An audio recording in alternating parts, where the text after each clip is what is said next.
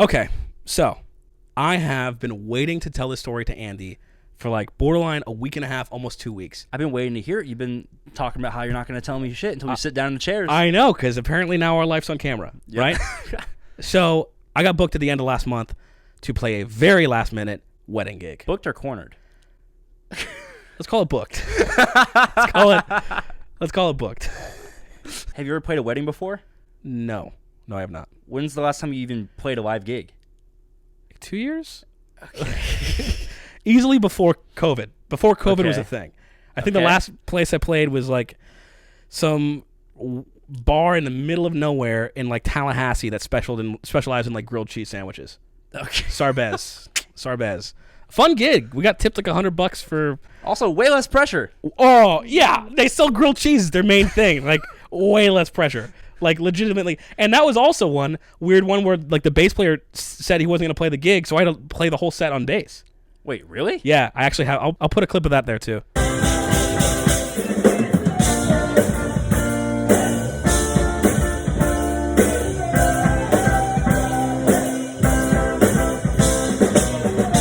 But that's a way easier transition than like, because I don't play very much keyboard at all. Like I do just enough to play chords for writing purposes, and that's about it, right? So that's my whole deal.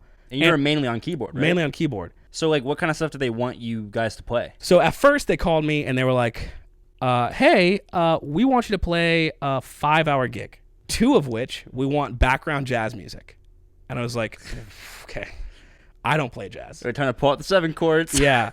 Literally though. I was like, I don't play jazz for 1. For 2, 3 hours. I certainly don't have 3 extra hours of some other material. Like, what did you want? And they were like, I don't know, like throwback hits, like throwback pop hits. And I was like, that's not going to happen. There's zero way. Definitely not going to do that. So it was like, you like pop music. Felt totally good just being like, no, I'm good. And he was like, my dad ended up coming back. He was like, hey, so you how about you just play 2 hours? And I was like, I just don't really play jazz. And he was like, oh, you can play other stuff than jazz. Just make it jazzy. And I was like, he's like, come on, for me.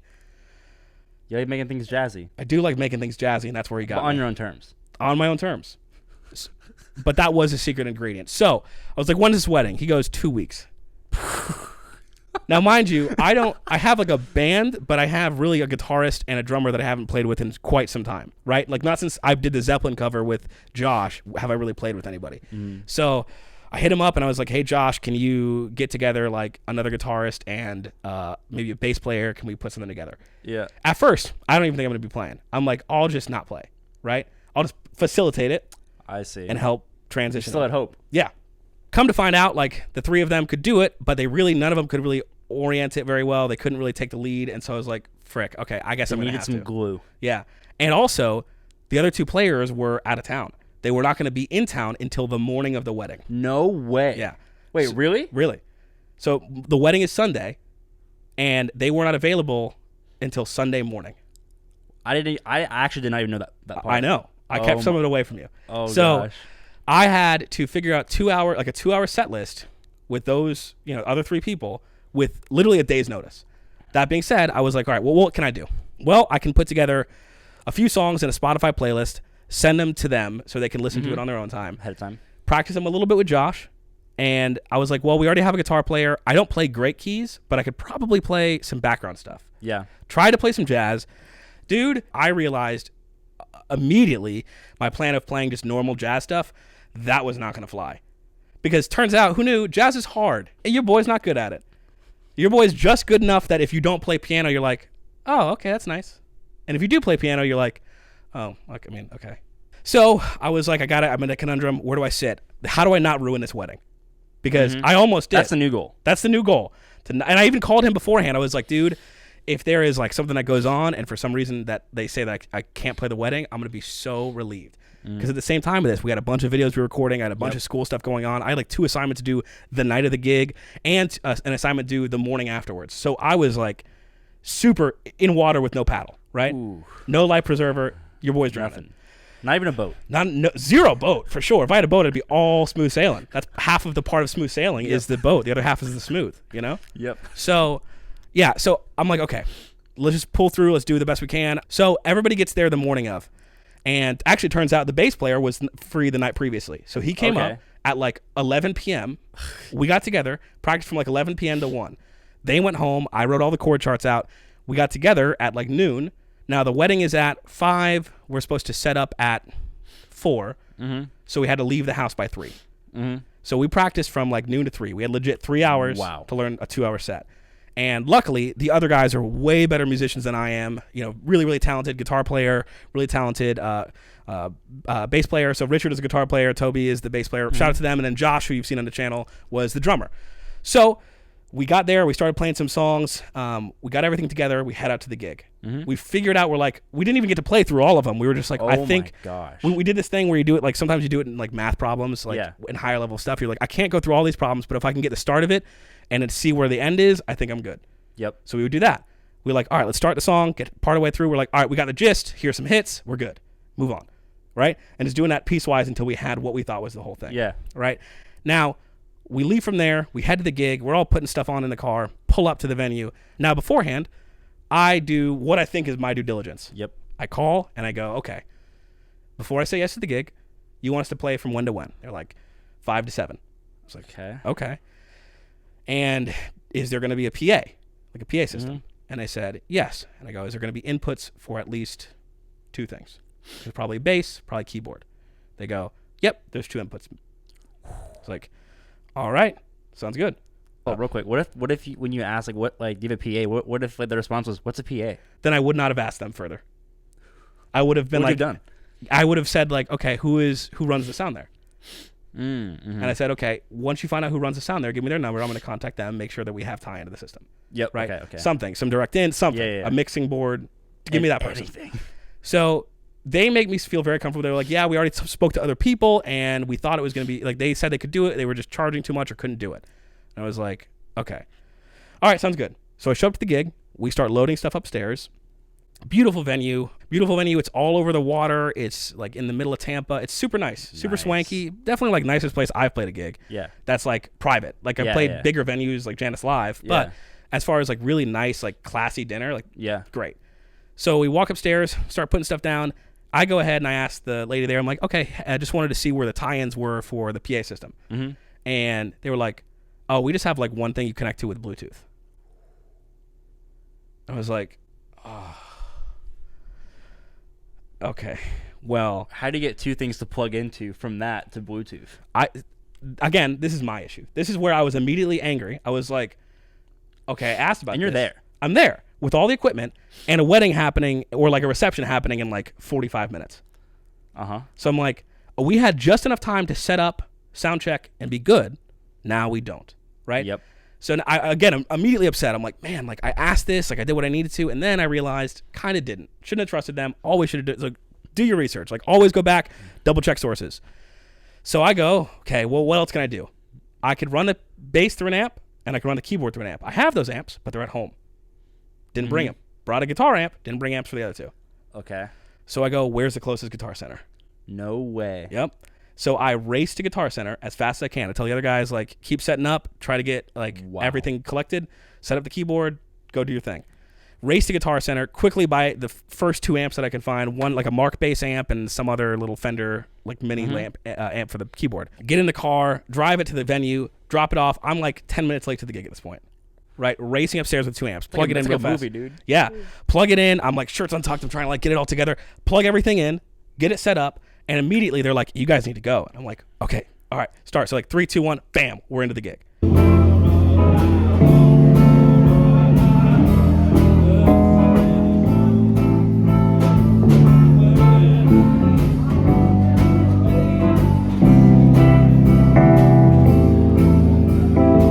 Right?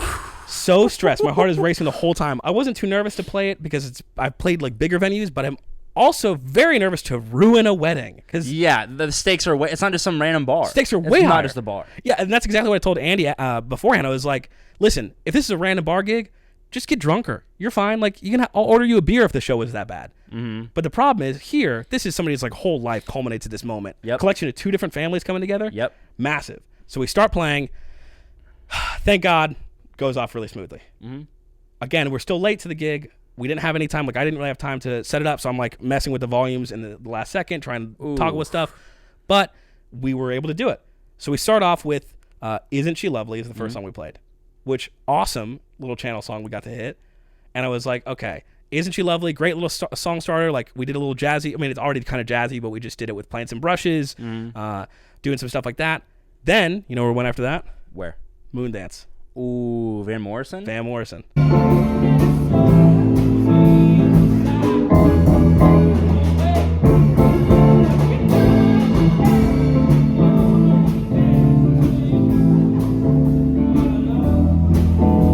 How does it feel having her, like, because we heard that song on the channel on Patreon like a while back. So how does it feel going from that to like playing at a wedding? I'll tell you, it was a little surreal because I was like, man, for one, it made you reappreciate the song, at least for me. Yeah. Because learning the piano part to it made the song so much more interesting to me. And also playing it in that context, I was like, how good a song it actually is. And it did perfect. The crowd loved it. Like, you know, our job is to stay out of the way. So as long as they look like they're having fun, they're doing great. Yeah. We had people coming after us, like after the gig, and they were like, oh my gosh, I love that Van Morrison song. And I'm not even singing the song. Awesome. Like a couple of them I'm singing quietly so that the band can hear me and we can kind of know where we're at. But I mean, it's pretty much just the instruments. Yeah. So super out of my comfort zone, super out of their comfort zones. We ended up playing for, I think, 45 minutes on with me playing piano. And then we got off, and then I switched, and your boy played drums. How was that? First drumming gig. And the only, Is it really? Yeah, literally. First time I've ever played drums live. Wow. And the only reason for that is because I could not learn enough songs that I thought were suitable on piano before the gig. I see. But Josh knew like 5 or 6 songs on piano. Okay. And those are the only 5 or 6 ones he knows that are in the realm of what they requested. Wow. So I was like, hey, can you play piano and I'll play drums? So he gave me some like lessons on the brushes. When was that decided? Like days prior? The day before. Okay. The day before. On like whatever, the Saturday night. Yeah. Is when we did it. So I hop on drums.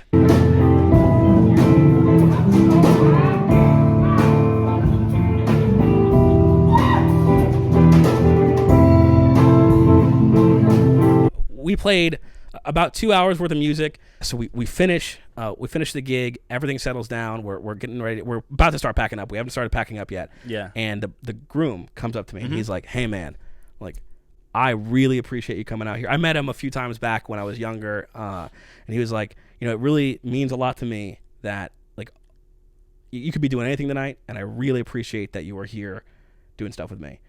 And I was like, yeah, very sweet. I was like, thanks, man. I appreciate it. He was like, that being said, there's a catch. do you take requests? With Freebird. I was like, way to butter me up before you. So is that manipulative? Like, I don't know. Yeah. I was like, depends on the request, but probably no. What do you think his request was? I don't know. Some kind of modern song, maybe? Schism by Tool. Okay. I was like 40 plus time changes. Yeah. I was like, the best I can give you is maybe the bass player knows it. Sure enough. Starts ripping it. Starts ripping the thing. I was like, all right, cool. There you go. Right? But then his dad goes, oh, now that I see requests are being made, he comes up and he's like, I want to request some ACDC. You're like, I was like, buddy, I've got brushes. Like that's like not gonna drum brushes? That's not gonna happen. Right? Oh my gosh. So he was like, come on, just a little bit of ACDC, please. And I looked at the guys and I was like, I don't know, can you guys do like TNT? And they were like, yeah, I could probably figure it out. So I'm looking up like the tabs of TNT real quick, the chords for it. No and way. Then I go, we'll play TNT. One condition. The groom sings. So I was like, do you know TNT? And he was like, yeah. I was like, you have to sing. Okay. And he was like, deal.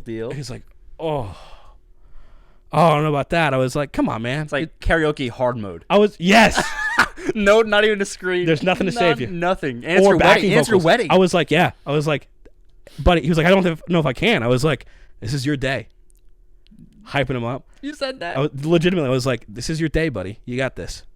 Your wife. I don't know if he's got this. Not your girlfriend. Your wife is right there. Your new wife. Your brand new wife. Wanting to see. All she wants is TNT from ACDC right now. You could fly this all the way to the sunset, or you could wreck the car on the way out of the lot. This will be a day you remember to the max, or it won't. Yeah. I was like, it's your call. And he was like, let me grab a drink. Oh. So he goes to the bar, slams a shot, comes back, brings us drinks. We take some shots. He goes back to the bar, takes one more shot, walks out. Somebody's like, hey, you want to smoke a cigar? He's like, not now. Oh. Right? Walks up. Business. The band starts playing a little bit. I was like, all right, we're just going to play like through the first chorus. We're going to do a little bit. Yeah. Let's warm it up. Man rips it. Really? Really good on vocals. Wow. Really good. Like the nuances, he's like all the rhythms of it. It was just like pure energy. Like he's definitely like wedding day tipsy, which is, I've heard, not married, but very, very tipsy. Right? Yeah. Just killed it, dude. Like the whole energy. Like I felt like I was watching Bon Scott, a very, very drunk, which is a very normal Bon Scott. You know? That's the way to do it. So we ended up doing that. That was the last song we played. Making memories, baby. I know. Got off stage. Like, he's like, oh, thank you, man. Like, that's awesome. Like, it's so nice seeing you. Goes and takes a cigar. I was like, what an exit. What an exit. Savage. Yeah. And then I realized I had to load out. So I got to clean up. Immediately less fun for me. I was like, this is what it feels like after, like, a bar closes and you're like, I've got to wipe off this vomit from the floor. That's my job. It was fun watching it, but now it's on me. Except you got to walk heavy amps like 0.3 of a mile. Exactly. I think it legitimately was. So, wow. Yeah. No, really, really fun. Super fun gig.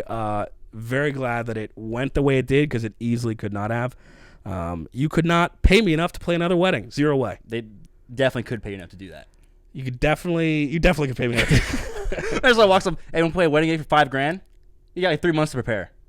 How long's the wedding? This is you pitching me. How you trying to pitch me for your wedding? How long is the set you have to do? I'm asking you how long the set is. I say 4 hours. 4 hours for $5,000? Not doing it.